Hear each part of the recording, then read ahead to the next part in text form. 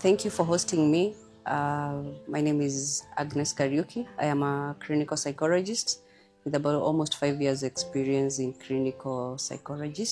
I work at Sia County Referral, and I would want us to talk about the common triggers or the common causes of mental health related problems.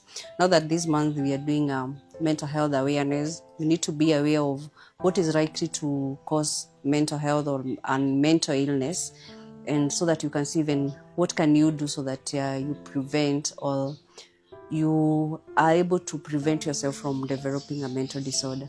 So the common causes when it comes to mental disorders, number one, we'll talk about environment, the kind of environment I'm living in.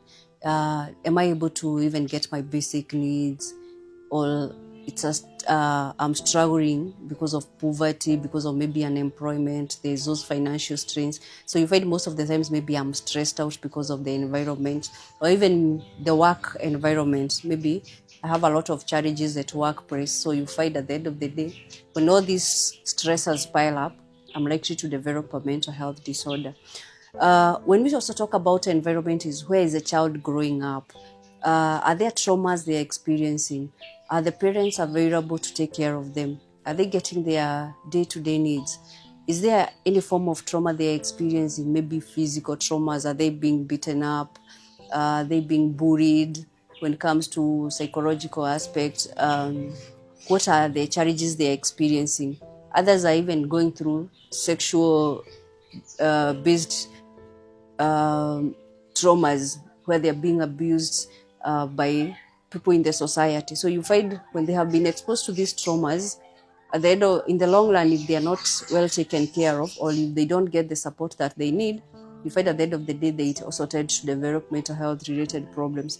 The other greatest challenge we have when it comes to causes of mental health is substance use, especially for people who are using drugs like alcohol, drugs like cannabis, that is bangi, drugs like opioids, in that could be heroin, others abuse morphine, others it could be hallucinogens, and others are even abusing the drugs that are prescribed to patients. So you find most of these drugs, they have an effect on your brain, and when this effect comes or when they impact your brain, at the end of the day, you find a person has developed a mental health related disorder, or even someone who just had mental condition and now they add substances into it.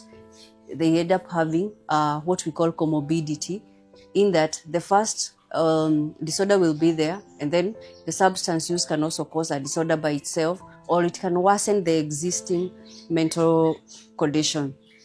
Apart from substances, the other key thing that we see is relationships. How do I interact with the society? How do I interact with my spouse? How do I interact with my friends? You find that if I have a toxic relationship, it affects me, and the stresses that comes with that toxic relationship, at the end of the day, may result to mental health disorder. And that's why you are finding suicide has really increased among people who are in toxic relationships, and even homicide, where I end up killing myself and I kill my partner.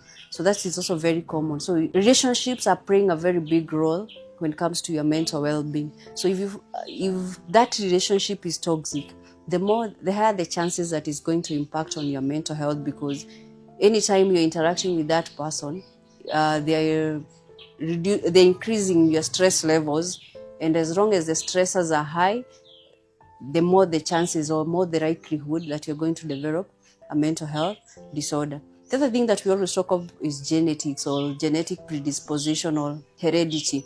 If I come from a family where people have developed mental illnesses previously, or they have lived with mental illnesses, you find that their chances, because I'm genetically now predisposed, especially when we're talking of things like alcohol-induced psychosis, when you're talking of things like depression, when we're talking of things like schizophrenia, you'll find that if you go back down to the family lineage, most of the times you'll trace that there are people in the family who had maybe suffered from the condition previously.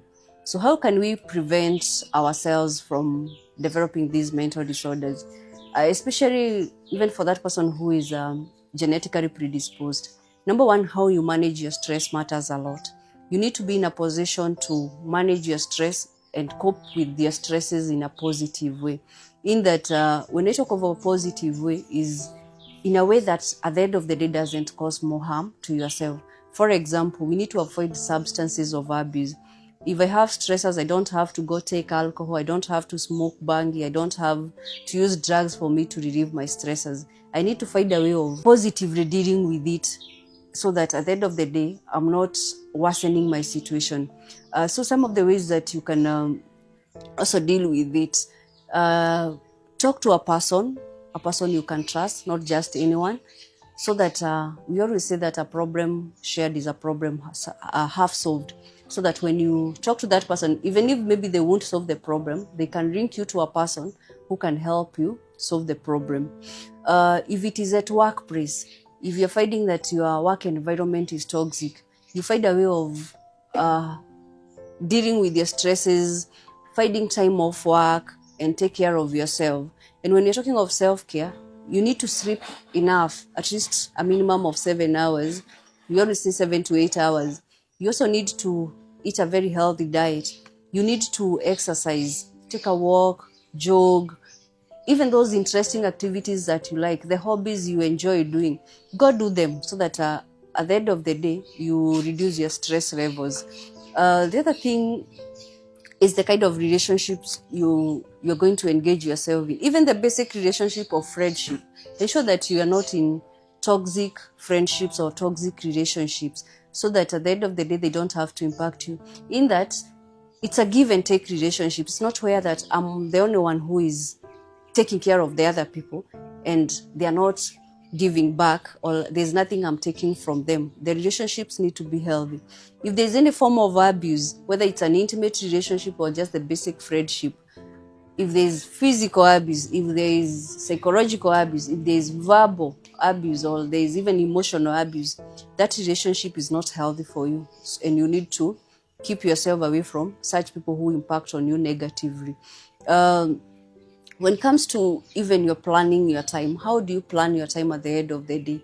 If you have activities to do, you have responsibilities, maybe you're a parent, you have a full-time job, how do you balance your work and how do you balance the parenting activities? You need to strike a balance and plan. This time I'm supposed to be doing my work. These times I'll take breaks in between.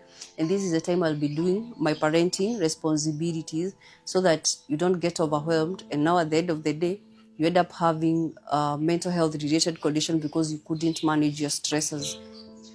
The other things we usually say, if you love listening to music, that's what you like to do, just to make you relax.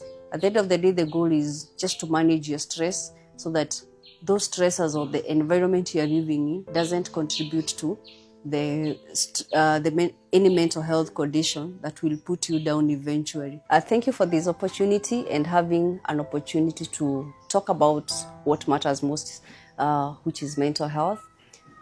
And just take care of yourself, take care of your mental well-being. It matters, and it matters a lot to you.